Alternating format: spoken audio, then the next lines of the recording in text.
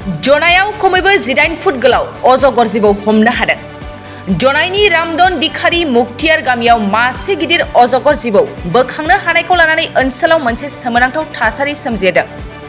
धेमाजि जिल्ला जनाय महकुमानि सिङाव थानाय रामदन दिखारि मुक्तियार गामियाव दिनै बेलासे समाव रामदन दिखारि मिसिं माहारियारि आफाद TMPK MMK आनसलिक आरो गामि बेंगिरिफोरनि हेफाजाबाव मासे गिदिर अजगर जिबौ बोखांनो हायो। अजगर जिबौआ खमैबो 19 केजि आरो 19 फुट गोलाव। बे अजगर जिबौखौ बोखांनानै जनाय हाग्रा बिफाननो गथायनानै हरनायबो जायो होननानै ओनसोलनि सुबुंफ्रा फोरमायो।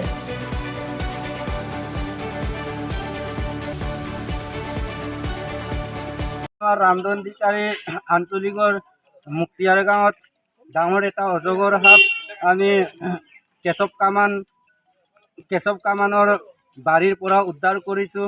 আমাৰ মুক্তিয়াৰ BDP মহিলা BDP আৰু আমাৰ ৰামদন দিখাৰী আঞ্চলিক টাকা মিচিং পৰিণ কেবাং আৰু মিমাক কেবাঙৰ সহযোগত আৰু ৰাইজৰ সহযোগত আমি অজগৰ সাপখন ধৰি আমি চৰকাৰৰ হাতত ফৰেষ্টৰৰ হাতত আজি জমা দিছোঁ।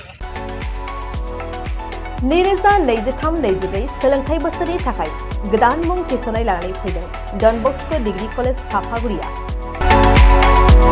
देग्लायनिफ्राय डन बस्क' डिग्री कलेज साफागुरियाव बेचलर अफ आर्ट्स एबा BA नि सेथि सेमिस्टारनि गोदानै मुं थिसननाया दायो सोलिगासिनो दं।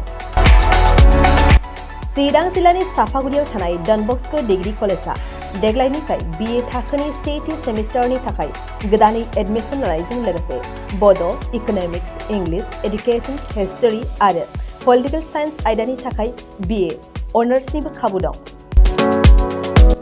गोग्गो सोलोंथाइनि थासारिजों लोगोसेयैनो डन बस्क' डिग्री कलेज साफागुरियाव आलादा आलादायै हौवा हिन्जावनि थाखाय हस्टेलनि खाबुबो दं। जुदि फरायसाफोरा डन बस्क' डिग्री कलेज साफागुरियाव BA सेथि सेमिस्टारनि थाखाय गोदानै एडमिशन लानायनि सायाव आबुं बाथ्राखौ मिन्थिनोब्ला नैबे मबाइल नम्बर 9365551959 आव थोंजों सुला लानो हागोन।